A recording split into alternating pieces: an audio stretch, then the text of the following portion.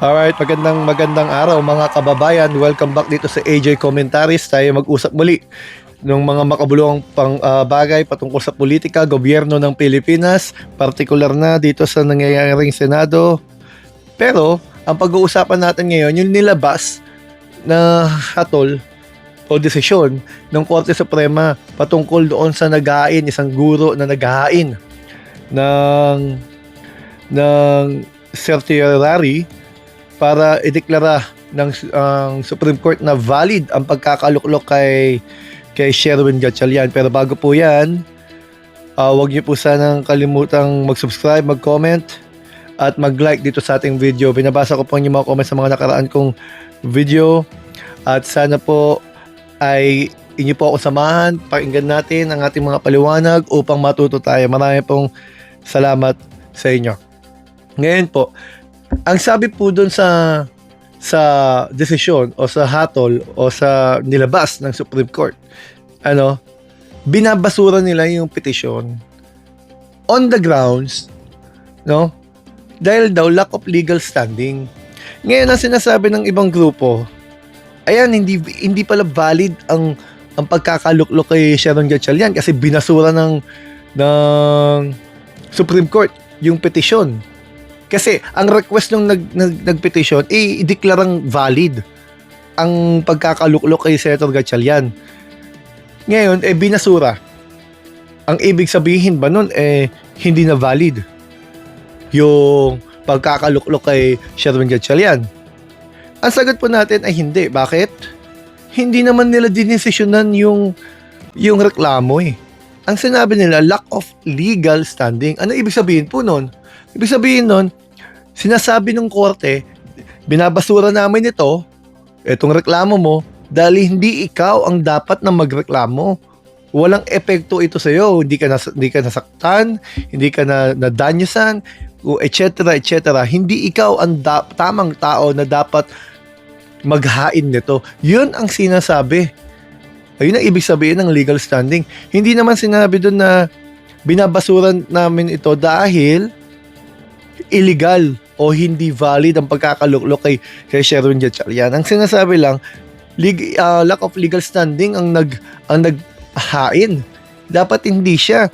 Etong ang teacher na to na naghain, alam mo, hindi ko rin alam dahil yung mga nakaraan, alam ko na may hinain din to noon Hindi ko lang matandaan ko anong issue yun. May hinain din siya noon Di ko alam kung tungkol kay Sara Duterte. Alamin ko po yan. Basta natatandaan ko itong taong ito. Naghain to parang mga ilang buwan rin. O isang taon siguro. Naghain yan. Pero balik po tayo dito. Nalilito po yung mga tao, both sides. Ang pagkakaakala ng iba, tama si Alan Cayetano, siya pa rin Senate President dahil binasura ng Korte Suprema yung petisyon. Ang akala naman ng iba, yung mga nalilito, parang pinanghinaan ng loob na hindi pala totoong liderato ni Sharon Gatchalian. Pero inyo pong pag-aaralan mismo, ang sinasabi po doon, lack of legal standing, hindi po yung taong yun ang dapat o ang inaasahang magre-reklamo o magfa-file ng petisyon na yon.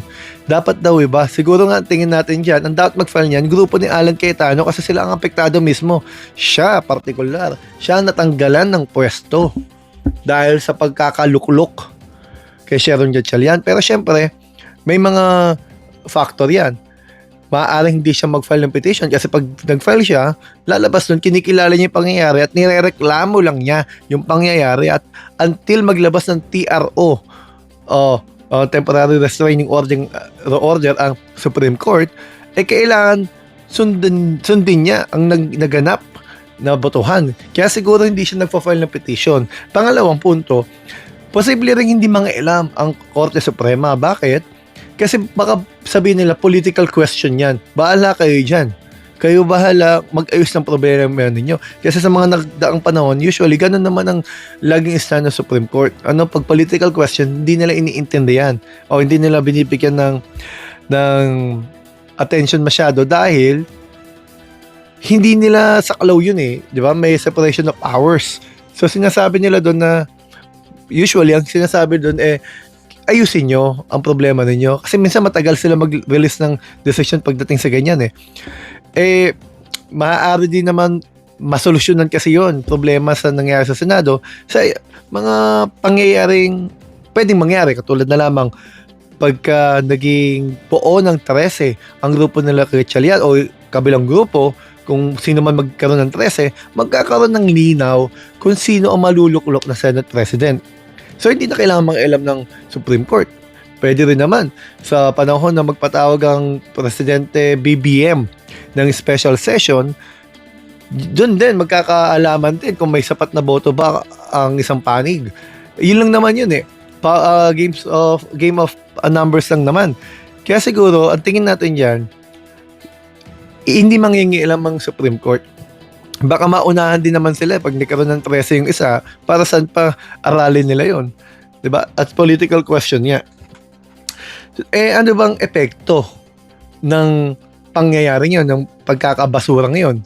Ang epekto nun, bukod sa nalito mga tao, epekto rin nun, good way, magre-research ang mga tao. Matututo ang mga tao. Ano ba ibig sabihin nun?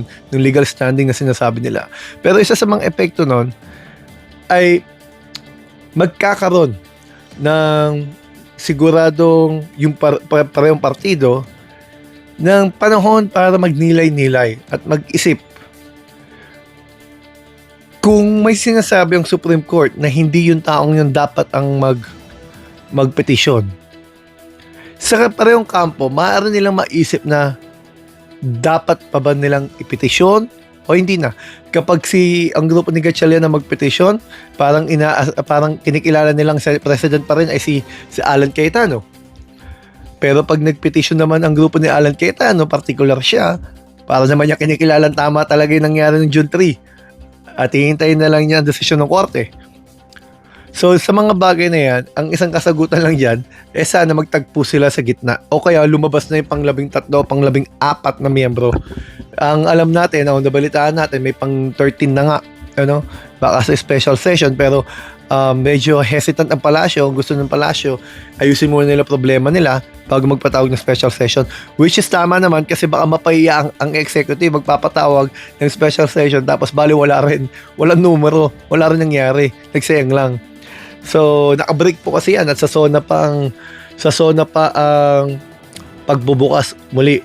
At pero ngayon nag-aanda sila para sa nalalapit na impeachment trial. Napaliwanag ko po yan sa isa kong video. Sana po nyo pong panoorin yun. Maganda po na pag-usapan tungkol sa 16 votes pa rin ba para ma-convict si Sara Duterte? 9 na votes pa rin ba para ma-acquit siya? Ano ba talaga ang bilang? Kasama ba sa bilang si Jingo Estrada? Kahit na siya ay nasa ilalim ng korte at merong sinasabi ang Anti-Graft and Corrupt Practices Act. Ngayon nandun pa rin ba? At meron pa rin ba siyang karapatan na bumoto? Hindi lamang po sa impeachment kundi maging sa mga quorum ng Senado. Ngayon kung magpapatawag o kung hindi magpapatawag ng special session ng Pangulo, ano po ang mangyayari? Ang mangyayari po dyan, it's a waiting game. Marami pa po mangyayari dyan kasi yung isang panig ayaw pumayag ayaw kilalanan yung isa. Si Senator Sharon Gatchalian naman, hindi lang basta-basta kinikilala ng House of Representatives, kinilala rin ng Palasyo, ng mismong Senate, kinikilala. Kaya nga website speaking of website, nakakita natin kanina parang hinak yung website ng Senate. Mayroon din po tayo ipapost sa video patungkol dyan. Pero yun nga, pabalik po tayo, kinikilala si Sharon Gatchalian ng iba't ibang mga grupo, mga dating Senate Presidents, mga framers ng Constitution, ng mga ibang mga legal luminaries, mga law deans at ibang university, mga Senate, mga empleyado dyan. Sa katunayan, yung land bank mismo na magre-release ng pondo para sa mga sweldo, ang kinilalang pirma at ang pinadalahan for signatories ay si Sharon Gatchalian, hindi naman si Alan Cayetano. At sa representative naman yung para sa paghahanda sa SONA, ang pinatawag nila ay Senate Secretary nila Gatchalian, hindi ng grupo ni Cayetano. So malinaw naman, nalulusaw ang mga tao na kumikilala sa liderato ni Alan Cayetano at padagdag ng padagdag, parami ng parami ang kumikilala sa liderato ng Sherwin Gatchalian. Hanggang dito po muna. Maraming salamat po sa inyo at sana po magkausap-usap po muli tayo. Salamat po sa inyo. AJ Comentaries po, huwag niyo pong kalimutan mag-subscribe, mag-comment at mag-like. Salamat po sa inyo.